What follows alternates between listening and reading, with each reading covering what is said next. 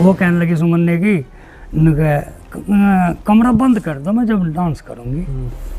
उत्तर कहने लगा तू काहे की हीरोइन बनेगी। धाकड़ छोरा फिल्म उस टाइम पे लिख रहे थे, हमारे यहाँ पे वो रहते थे, तो लिखते लिखते थोड़ी हेल्प मैं भी कर देता था कभी कभी। जब उत्तर और हम तो आपस में एक तरह से दोस्त थे।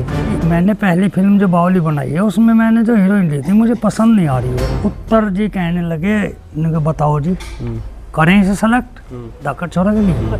आप दोनों मना कर देते तो शायद उत्तर कुमार ना लेते, ऐसा भी हो सकता था। बिल्कुल ऐसा ही होता है। अरे देखिए जब उत्तर कुमार की एक बावली फिल्म आई थी, हाँ जी, वो आप ही के घर रुके थे करीबन 1 महीने तक। ऐसा था जी।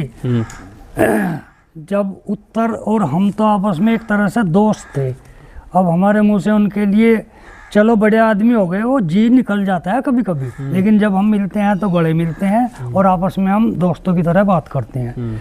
तो वो धाकड़ छोरा फिल्म उस टाइम पे लिख रहे थे, हमारे यहाँ पे वो रहते थे, तो लिखते लिखते थोड़ी हेल्प मैं भी कर देता था कभी कभी, और थोड़ा वो भी उसमें लिखाई का काम कर रहे थे।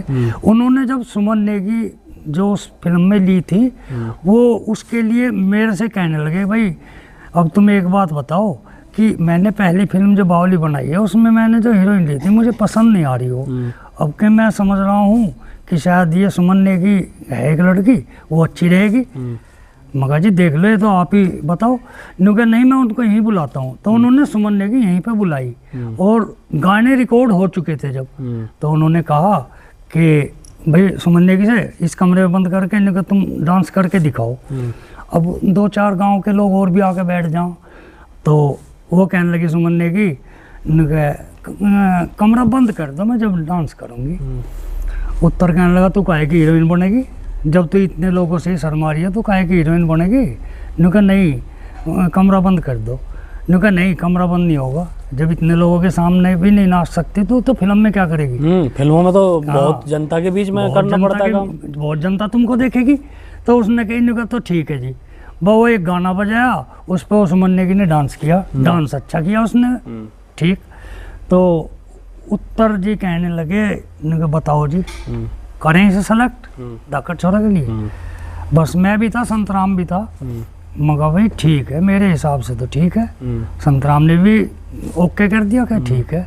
तो इस प्रकार से उन्होंने फिर सुमन नेगी को ही हीरोइन रखा। तो यानी कि जो धाकड़ छोरा में सब्बो का रोल करा, हाँ जी, तो आप ही के दोनों की सिलेक्ट करने पर वो उनको रोल दिया उत्तर कुमार ने। बिल्कुल। तो दोस्तों आज आप देख सकते हैं जो सुमन नेगी जिनको हम सब्बो के नाम से जानते हैं वो इसी घर में है ना, इसी घर में से पहला किरदार उनको दिया था उत्तर कुमार ने। हाँ और धाकड़ छोरा में वो आई थी। हाँ जी। तो यही वो सर हैं जिनकी वजह से शुरुआत हुई थी। अगर आप दोनों मना कर देते तो शायद उत्तर कुमार ना लेते, ऐसा भी हो सकता था। बिल्कुल ऐसा ही होता है जी। तो भाई ये देख लो उत्तर कुमार के मित्र हैं और आज सुमन नेगी की इन्होंने सच्चाई बताई कि एंट्री कैसे हुई। तो सर बड़ा अच्छा लगा आपसे मिल गया, क्योंकि कुछ पुरानी यादें ऐसी होती है जो हमारे दर्शकों को काफ़ी पसंद आती है कि भाई उसकी शुरुआत कैसे हुई, वो कहाँ शूटिंग हुई। तो सर जैसे एक बात मैं और बतानी चाहता हूँ जी कि धाकड़ छोरा में जो वो सब्बो के बाप का रोल करते हैं ना, उनकी और मेरी जोड़ी एक ऐसी फेमस है 30 साल तक। मतलब मैं राम का रोल और रावण का रोल किया करते थे। तो मैं ये बात बतानी चाहता था कि वो बेचारे जल्दी ही भगवान को प्यारे हो गए जी। तो उन्होंने धाकड़ छोरा में जो सब्बो के पिता का रोल किया था वो रावण और मैं राम कभी पहले हुआ करते थे।